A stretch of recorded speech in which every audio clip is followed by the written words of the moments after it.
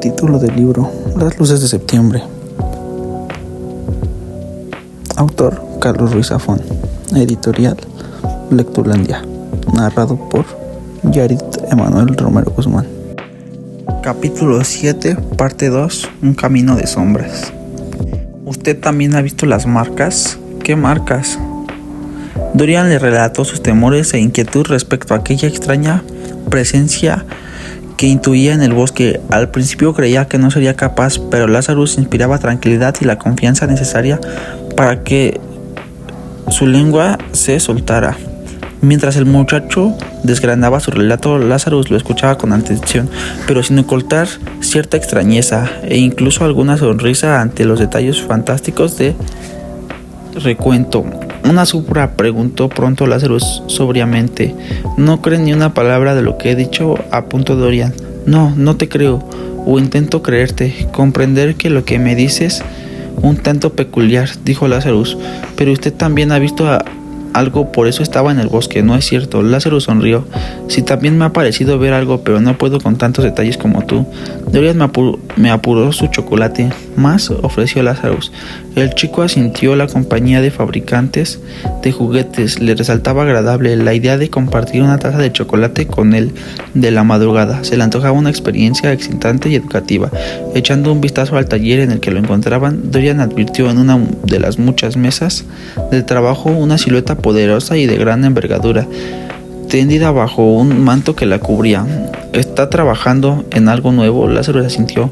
¿Quieres que te lo muestre? Los ojos de Dorian se abrieron como platos. No era necesaria la respuesta. Bueno, de tener en cuenta que es una pieza incavada, dijo el hombre, aproximándose en el manto y acercando un farol a esta. ¿Es autómata?, inquirió el chico. A su modo, sí, en realidad es una pieza un tanto agravante. Supongo a la idea me ha rodeado por la cabeza durante años. De hecho, fue un muchacho más o menos de tu edad quien me surgió hace mucho, un amigo suyo.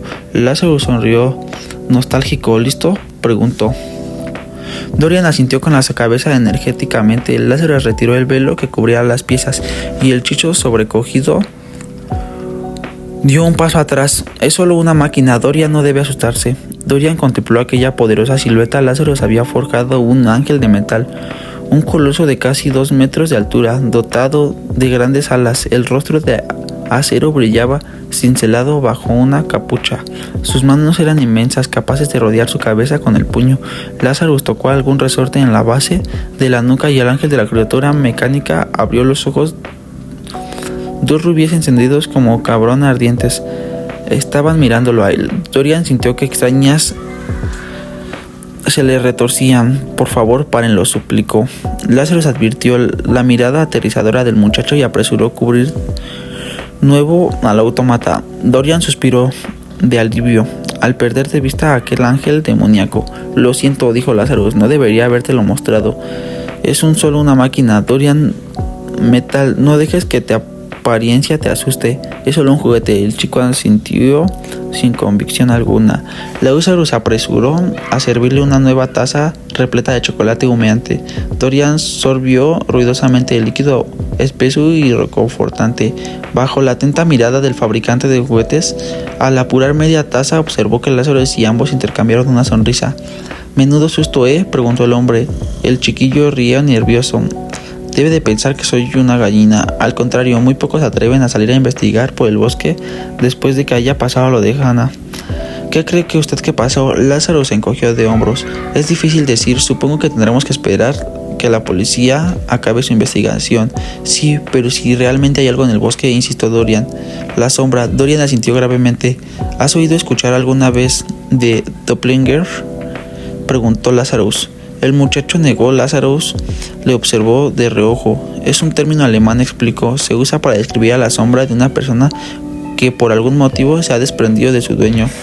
¿Quieres oír curiosa historia al respecto? Por favor. Lazarus acomodó una silla frente al muchacho y extrajo una larga cigarrillo. Dorian había aprendido en el cine que aquella especie torpeo atendía al nombre de habano y que amén de costar una fortuna desprendían un olor acre y penetrante al quemar de hechos tras Greta Garbo. Groucho Marx era su héroe de los matinales dominicales. El pueblo lleno limitaba a olfatear el humo de segunda mano. Lázaro estudió el cigarro y volvió a guardarlo intacto, listo para emprender su relato. Bien, la historia en sí me la contó un colega hace ya tiempo, en 1915, en un lugar de Berlín. De todos los relojes de la ciudad de Berlín, ninguno es tan celoso de su labor y tan perfeccionista en todos los métodos como Hermann Blokhin. De hecho, su obsesión para llegar a crear los mecanismos más precisos lo había llevado a desarrollar una teoría respecto a la relación entre el tiempo y la velocidad a la que la luz desplazaba por el universo. Blokhin vivía rodeado de relojes en una pequeña vivienda que ocupaba la trastienda de su establecimiento en Hersheystraße. Era un hombre solitario, no tenía familia, no tenía amigos. Su único compañero era su viejo gato Salman, que pasaba las horas en silencio a su lado. Mientras Blokhin dedicaba horas y días enteros a la ciencia en su taller a lo largo de los años, su interés llegó a convertirse en obsesión. No era raro que cerrase su tienda al público durante 10 completos días de 24 horas sin descanso que dedicaban a trabajar en su proyecto soñado, el reloj perfecto, la máquina universal al mediodía tiempo. Uno de esos días, cuando hacía 2 semanas una tormenta de frío y nieve azotaba en Berlín, el reloj recibió la vista un extraño cliente en un distinguido caballero llamado Andrés Corelli. Vestía un lujoso traje de blanco reluciente y sus cabellos largos y satinados eran muy plateados. Sus ojos se ocultaban tras 2 lentes negras. Blokhin le anunció que la tienda estaba cerrada al público, pero Corelli insistió alegando que había viajado desde muy lejos solo para visitarlo. Le explicó que al corriente de sus logros técnicos e incluso se lo describió con detalle, lo cual intrigó sobremanera al relojero, convencido de que sus hallazgos hasta la fecha eran un misterio para el mundo. La petición de Corelli no fue menos extraña. Blokhin debía construir un reloj para él, pero el reloj especial. Sus agujas debían girar en sentido inverso. La razón de este encargo en que Corelli parecía una enfermedad mortal que habría de extinguirse en su vida, cuestión de meses. Por ese motivo, deseaba tener un reloj que contase las horas, los minutos y los segundos que restaban de vida. Tan extravagante petición venía acompañada por una más generosa oferta económica. Es más, Corelli le garantizó la concesión de fondo económico para financiar toda su investigación de por vida. A cambio, tan solo debía dedicar unas semanas a crear aquel ingenio. Ni qué decir tiene que Blokhin aceptó el trato. Pasaron 2 semanas de intenso trabajo en su taller. Blokhin estaba sumergido en su tarea cuando días más tarde André Corelli volvió a llamar a su puerta. El reloj, cuando día estaba ya terminado. Corelli, sonriente, lo examinó y al ver su labor estaba terminado. Realizaba por el relojero. Lo dijo que su recompensa resultaba más que merecida. Blokhin, exhausto, le confesó que había puesto toda su alma en aquel encargo. Corelli asintió. Después dio cuerda al reloj y empezó a girar su mecanismo. Entregó un saco de monedas de oro a aquel Blokhin y se despidió de él. El relojero estaba fuera de sí de gozo y codicia, contando sus monedas de oro, cuando advirtió su imagen en el espejo y vio más demacrado. Había estado trabajando demasiado resuelto a tomarse unos días libres. Se retiró a descansar. Al día siguiente, un sol deslumbrante penetró su ventana. Blokhin, todavía cansado, se acercó a lavarse la cara y observó de nuevo su reflejo, pero esta vez un estremecimiento le recorrió su cuerpo. La noche anterior, cuando se había acostado, su rostro era de un hombre de 40 años, cansado y agotado. A sus 70 años, a su 60 cumpleaños, aterrado salió al parque a tomar el aire. Al volver a la tienda, examinó de nuevo su imagen. Un anciano lo observaba desde el espejo. Presa del pánico, salió a la calle y se tropezó con un vecino que le preguntó si había visto un reloj de Blokhin. Hermann, histérico, echó a correr. Pasó aquella noche en rincón de una taberna pestilente en compañía de criminales e individuos de dudosa reputación. Cualquier cosa antes que estar solo, sentir su piel encogerse minuto a minuto. Sus huesos se le antojaban quebradizo, su respiración dificultada. Despuntaba la medianoche cuando un extraño le preguntó si podía tomar asiento. Junto a él, Blokhin lo miró. Era un joven y bien parece de apenas unos 20 años. Su rostro le resultaba conocido, a excepción de los lentes negras que cubrían sus ojos. Blokhin sintió que el corazón le estaba dando vuelco. Corelli. Andrés Corelli se sentó frente a él y extrajo un reloj de Blokhin. Había forjado días atrás. El relojero, desesperado, le preguntó qué extraño fenómeno era el que le estaba afectando, por qué envejecería segundo a segundo. Corelli le mostró el reloj. Las hojas giraban lentamente en sentido inverso. Corelli le mostró el reloj. Corelli le recordó sus palabras. Eso es lo que había puesto en su alma, en aquel reloj. Por ese motivo, cada minuto que pasaba, su cuerpo y su alma envejecían progresivamente. A Blokhin, ciego de terror, le suplicaba ayuda. Le dijo que estaba dispuesto a hacer cualquier cosa, a renunciar a lo que fue con tal de recobrar su juventud y su alma. Corelli le sonrió y le preguntó si estaba seguro de eso. El relojero reafirmó cualquier cosa. Corelli dijo entonces que estaba dispuesto a devolverle el reloj con su alma, a cambio de algo. De hecho, no era de utilidad alguna a Blokhin. Su sombra, el relojero, desconcertado, le preguntó si ese era todo el precio que tenía que pagar. Una sombra. Corelli asintió y Blokhin aceptó el trato. El extraño cliente extrajo un frasco de vidrio, quitó el tapón y lo colocó sobre la mesa. En un segundo, Blokhin contempló cómo su sombra se introducía en el anterior frasco. Igual que un torbellino de gas, Corelli cerró el frasco despidiéndose de Blokhin. Partió en la noche tan pronto hubo desaparecido por la puerta de la taberna. El reloj que sostenía en las manos invirtió el sentido en el que giraban las agujas. Cuando Blokhin llegó a su casa al alba, su rostro era de un hombre joven de nuevo.